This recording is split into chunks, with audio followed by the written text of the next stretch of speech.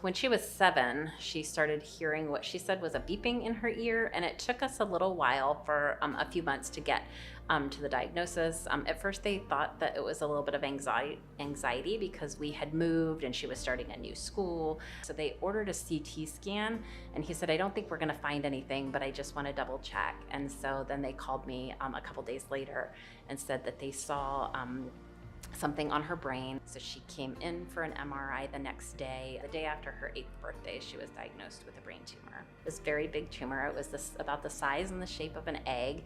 It was in the center of her brain. So in my mind, I'm thinking, like, how are they ever going to be able to get that? So I think just we knew how serious it was. So initially we were elated because the surgeon came out and told us that he got the entire tumor, so she wasn't going to have radiation or chemo, that it went better than expected. So we went back, and I knew immediately, I said, is she having a seizure? And she was having a seizure. She wasn't having a stroke, but she developed something that's pretty rare called posterior fossa syndrome. She had to relearn everything. So as then an 8-year-old, she had to learn how to swallow, how to eat, how to walk, how to talk, how to even sit up and hold her head up again. So Mackenzie spent 120 days in the hospital. So she went from the PICU to inpatient rehab. And then even after she was out of the hospital, she came to day rehab. So that was like Monday through Friday, 8 to 4, lots and lots of rehab. And actually still, it's next month is gonna be the 12 years, she calls it her brain anniversary. So she still does therapy to this day. I've loved all of my doctors and nurses and therapists. A lot of them have gotten to know like my personality and my sense of humor.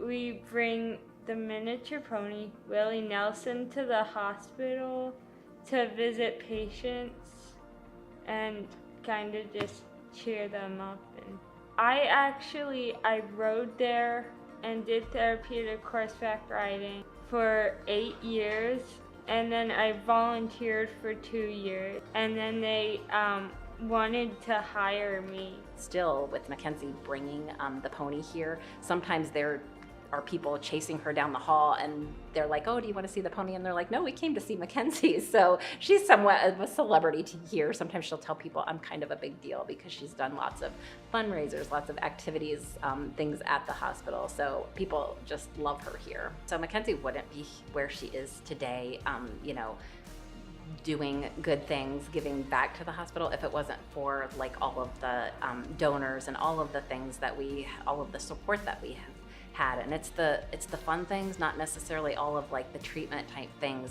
that maybe insurance pays for, but the things that the donors pay for, like the cookie cart that would come and she could bake cookies like right in her hospital room, or bringing the horse around to see patients.